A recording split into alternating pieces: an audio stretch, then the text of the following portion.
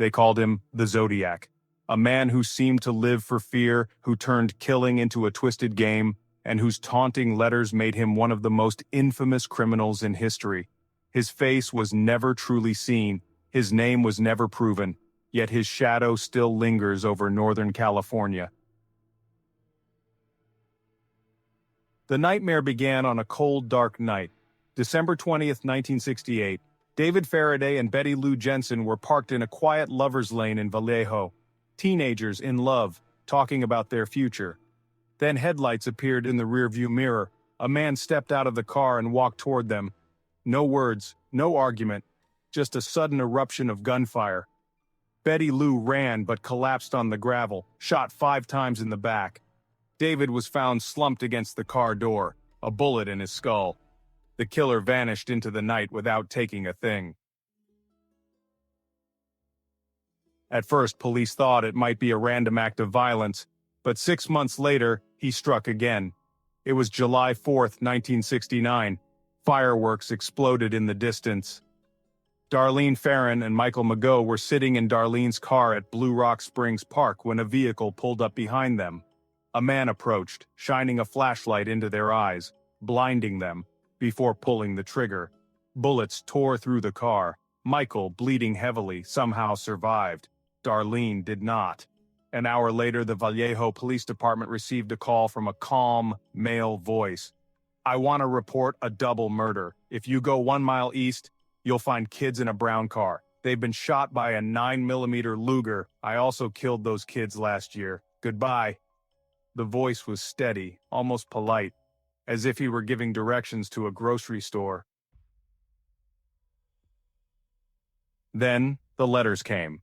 In early August 1969, 3 newspapers, the Vallejo Times-Herald, the San Francisco Chronicle, and the San Francisco Examiner, each received a nearly identical letter.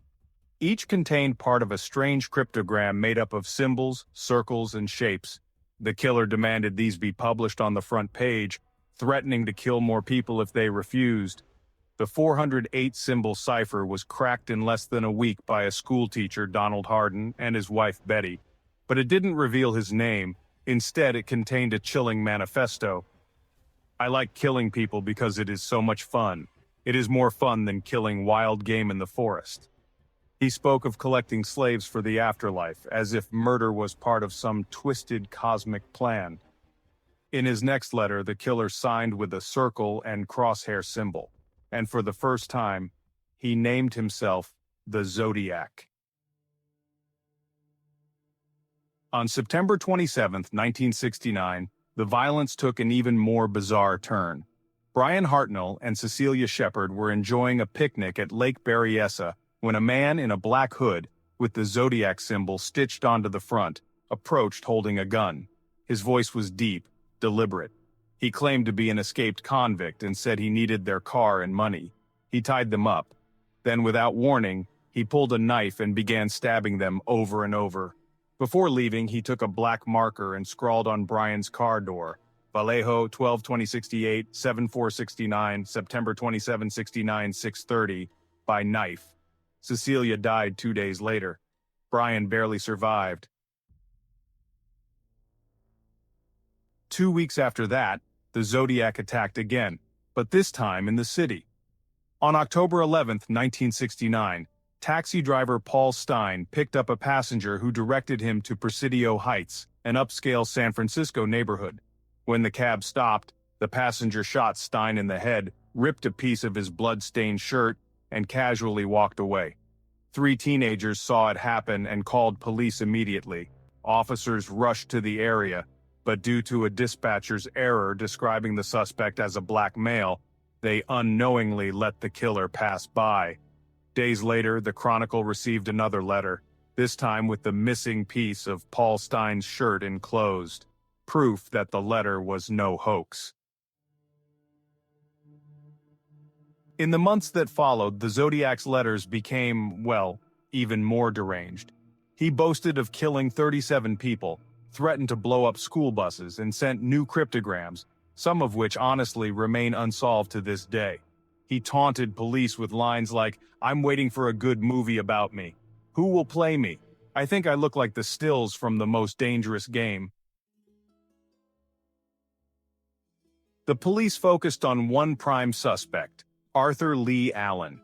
He was a convicted child molester who had been in the area during some of the murders. He even owned a Zodiac brand watch with the same crosshair logo, but handwriting samples didn't match, fingerprints didn't match, and DNA evidence decades later pointed away from him. Other suspects emerged.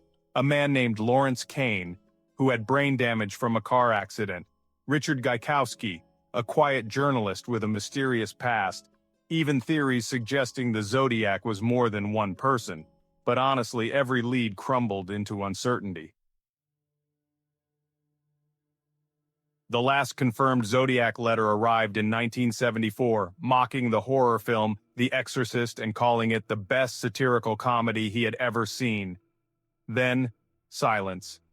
Some believe he died, others think he was imprisoned for another crime, and some believe, chillingly, that he simply decided to stop, satisfied that his legend would live forever. Today, the case remains open. Amateur sleuths still work on his ciphers.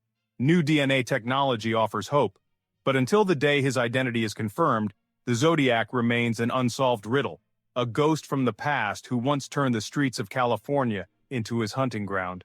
Because the Zodiac wasn't just a killer, he was a game master, and his greatest move was never letting anyone win.